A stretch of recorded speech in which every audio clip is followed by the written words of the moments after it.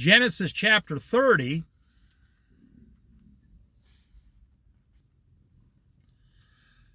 Genesis chapter 30. When Rachel saw that she was not bearing Jacob any children, she became jealous of her sister.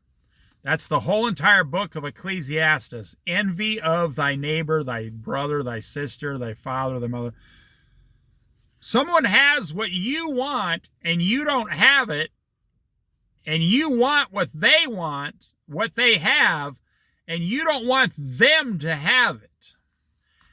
You see, if you take two children, you give them $5 and they had nothing, they'll become confused with their envy and jealousy, not understanding how each of them gets $2.50.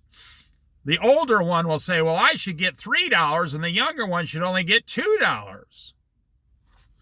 That's what Rachel is doing to her sister. She's not happy for her sister. Oh, I'm happy that you got married. I'm happy that you have children. I'm happy that Jacob is starting to love you. No, she's not happy at all. Jealous of her sister. So she said to Jacob, give me children or I'll die. Now listen to what Jacob says. It's one of the most important verses in the entire Bible. Jacob became angry with her, his wife, and said, am I in the place of God? Am I in the place of God who has kept you from having children? Am I in the place of God? Now, if you look at that verse, am I in the place of God? Wow. You could apply that to every single situation in your life. You know, I'm still laughing. Mankind is still trying to control hurricanes. Mankind is still trying to control earthquakes. And mankind is still trying to control tornadoes. Have you ever tried to lasso a tornado? Good luck to you. Mankind is still spending hundreds of billions of dollars trying to control things that only God can control. Now you bring this down to your personal life. Look at all the things you and your wife are trying to control every single day that only God has control of, and only God has control over, and only God has the control to change it. But yet you spend time and energy and worry and jealousy and hate and anger, all the things against God. And what would God say? Don't you trust me? Do you not trust me? So Rachel is not trusting God because now she's going to give her servant to Jacob to bear children and then take the servant's children. That's the way they did it back then. She's not having trust in God's timing. She doesn't really know God, but later in the story, you'll find out that her and her family, her household, the father-in-law, used to, and still did, worship idols, little carved out wooden idols. They worshiped idols. So they don't know God like Jacob knows God. They don't trust in this God. They only trust in what they see. But that's really not what's driving it here. It's jealousy.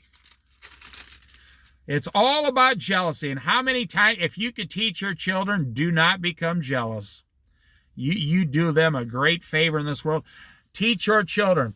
I mean, like 3 of the commandments, 10 commandments are about envy and jealousy and of your neighbor, your brother. Listen, if you can teach your children to never envy or desire what another man has, you will save them so many problems in the world. Then she said, here is Bilhah, my servant. Sleep with her so that she can bear children for me, and I too can build a family through her. But that wasn't God's plan. The 12 tribes of Israel are coming out of these two women, not the servant. So she gave him her servant Bilhah as a wife. Jacob slept with her. Now, me personally, I'd have told my wife to go jump in a lake. I'm not sleeping with some other woman to have more children. I'm sticking to what God told me to do. But Jacob, see, he just made a compromise. I just made a Bible study about compromising on this channel. The word compromise. Jacob just compromised what God told him. And she became pregnant and bore him a son. Then Rachel said, God has vindicated me. He has listened to my plea and has given me a son. Because of this, she named him Dan. Rachel's servant, Bilhah, conceived again and bore Jacob a second son. Then Rachel said, I have had a great struggle with my sister, and I have won. There's that jealousy. She's so worried about what her sister thinks or her sister is doing. So she named him Naphtali. When Jacob saw that she had stopped having children, when Leah saw that she had stopped having children, she took her servant Zilpah and gave her to Jacob as a wife. Leah's servant Zilpah bore Jacob a son. Then Leah said, what good fortune. So she named him Gad. Well, you know, these two sisters have a problem with each other, and it's affecting everything. Leah's servant Zilpah bore Jacob a second son. Then Leah said, how happy I am. The women will call me happy.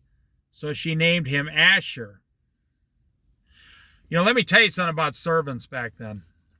They were property, but willingly property. They sold that you would sell yourself to a rich household. So, you know, back then it was hard to get food and water, I'm telling you that, and shelter. Or if you were all alone, people would come and, you know, kill you in the wilderness or whatever. So we don't understand today's times that how can your servant be, it'd be like a maid you hired to clean your house if you're a multimillionaire or whatever. You got a maid to clean your house. And this, you talk the maid into having a child, but then you get the child. See, we don't understand that today. That doesn't make any sense in today's society. During wheat harvest, Reuben went out into the fields. Now, another thing I want to show you. Every time it says another child was born, well, think another year went by. Just like that. Another year, another year, another year, another year. If you read closely, you can see the years slipping by in the pages. Reuben went out into the fields and found some mandrake plants, which he brought to his mother Leah. Rachel said to Leah, please give me some of your son's mandrakes.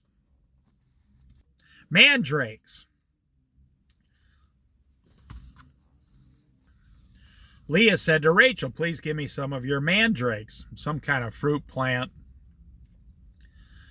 But she said to her, wasn't it enough that you took away my husband?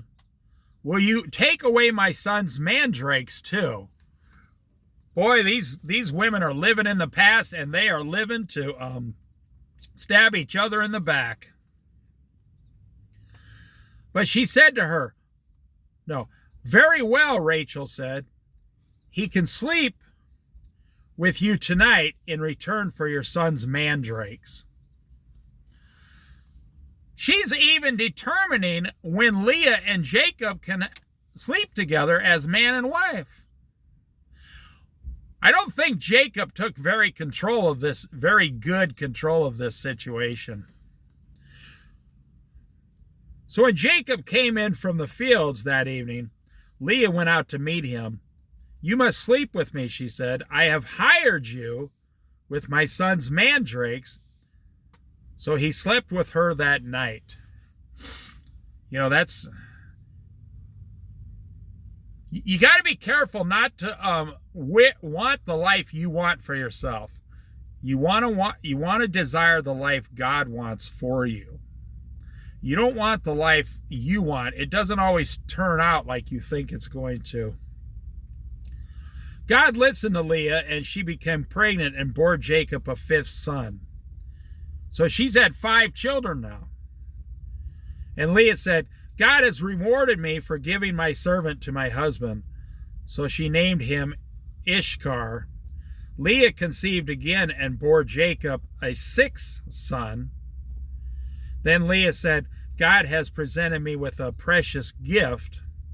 This time my husband will treat me with honor because I have borne him 6 sons. So she named him Zebulun Lum.